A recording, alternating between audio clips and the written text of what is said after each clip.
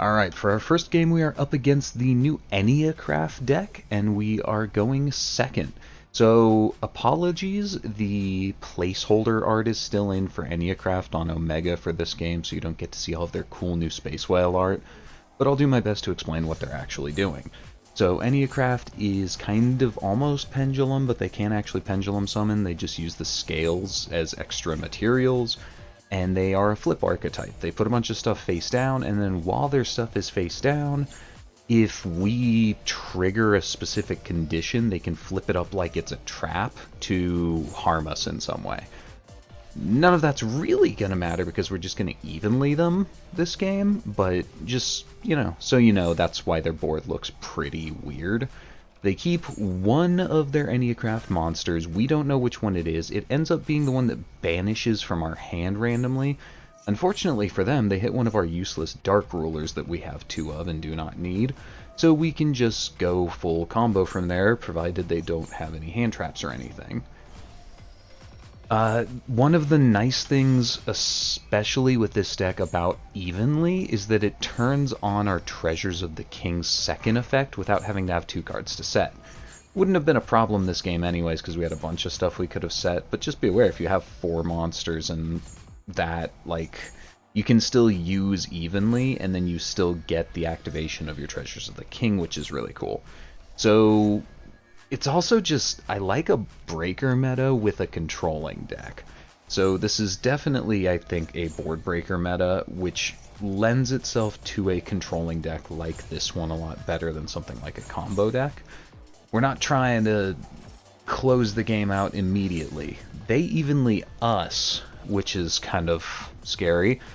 We keep one card, but we're completely shut out of the Argostars stuff now. All of our Argostars relevant cards are banished face down, which means we can't get them back, which is why I didn't bother to keep even the field spell.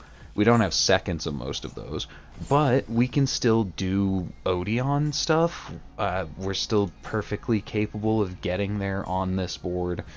We can use Anubis the Last Judge, put a couple of traps back to summon itself for a 3000 body, and that's game. 42 is not too hard to get to in just the Odion engine. So, cool first game. You get to see a little bit of what the Ennias are trying to do, and you can see that we can play through an evenly, and they apparently could not. Second game, we're going first up against Memento. Let's get started. So this is an unfortunate hand that this deck can produce, where we have 3 normal summon starters with no actual extension available, so we have to call by the Ash or our turn just ends.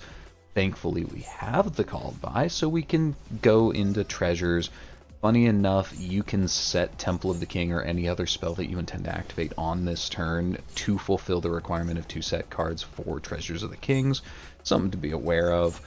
But that just lets us do full combo, because we had some weird stuff in hand already. We didn't actually have to make Arion, which means we can use some extra materials elsewhere and not have to worry about it so much. Siluhat sets Dirt Spider. We can use the Argostars field spell to grab back Taidu for next turn, but we don't actually have room for it because we've got so much interaction already. Which is good, because we're fighting Memento. Unfortunately for them, one of Memento's biggest strengths is that a lot of people just don't even know what they do. Their combo's complicated and weird. Thankfully for me, my brother plays a lot of Memento, so I have had to learn where to hit this deck. For example, a lot of the times you don't want to destroy their cards, so our Dirt Spider can be useless in this matchup, except for specific cards that really want to destroy themselves or stay on board to be destroyed by other ones, like Anguish.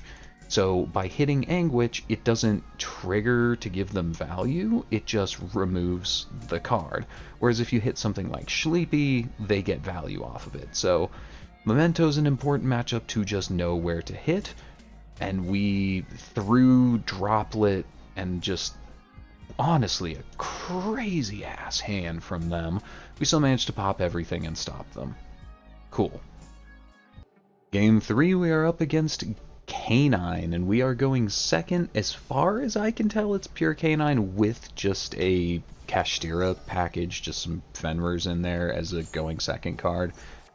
Fenrir, I think Fenrir's good.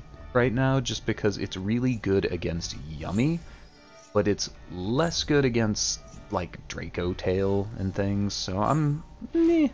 Like, you can't win every matchup with the same card. Except Evenly, because Evenly is really well positioned in this meta, because Draco Tail can't counter traps, they can only counter spells. The K9, you can see here, has set up multiple negates and multiple points of interaction for monsters. They got nothing against an Evenly, which means we can wipe their board, and then they keep Masquerade, and Masquerade's quite scary. It's a monster negate, and it can hand rip. Unfortunately for them, we don't have to activate a monster effect, and their card will be destroyed on our end phase. So we go into Typhon.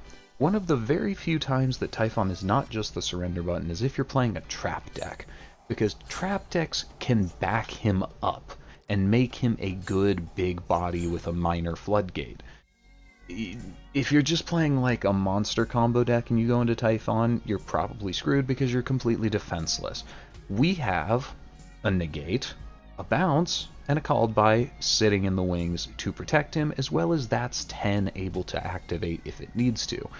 I don't know why the opponent just scooped here, considering they have 4 cards in hand and they were just able to search a starter. I don't know if they're running very lean on engine and they just used everything. Wish I could ask them, but hey, apparently they think it's over. We saved the best for last, of course, and we are up against Draco Tail going first. So this hand doesn't really have a whole lot outside of the one starter. So if they have interaction, we're not doing so great, but thankfully it doesn't appear they have any interaction. Here's the problem. I go for the Anubis line. If I had gone just for Man with the Mark, then we never trigger K9. So that's something kind of to think about going forward, is maybe don't get Anubis on turn 1, wait until like turn 2.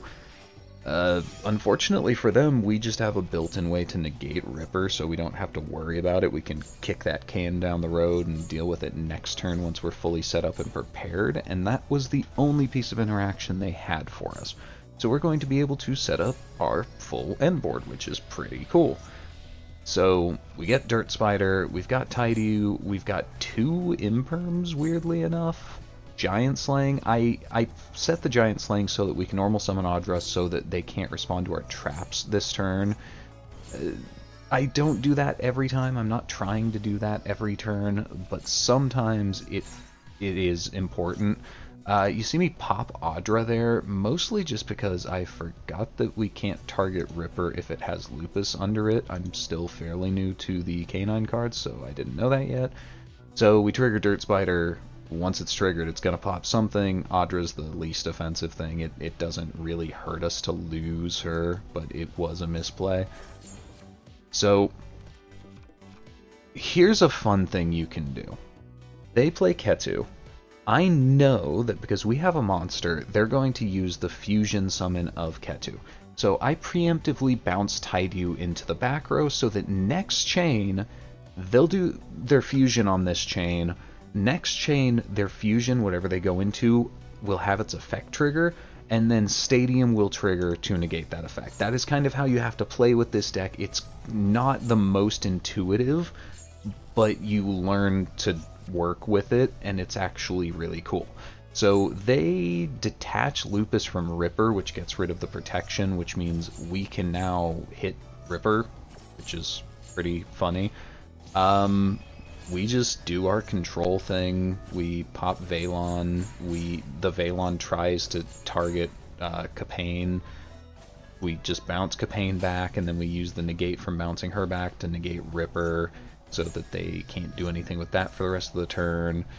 They pass on the half board that they have managed to accomplish through our disruptions, but we can summon Anubis the Last Judge this turn, and then just get more gas for next turn, clear out their half board, and hopefully take them out. We can do more stuff if they manage to somehow survive. Didn't need it, but just, you know, we're a control deck. We've got lots and lots of recursion and renewable resources and stuff, so pretty cool. Does alright against meta. Cool.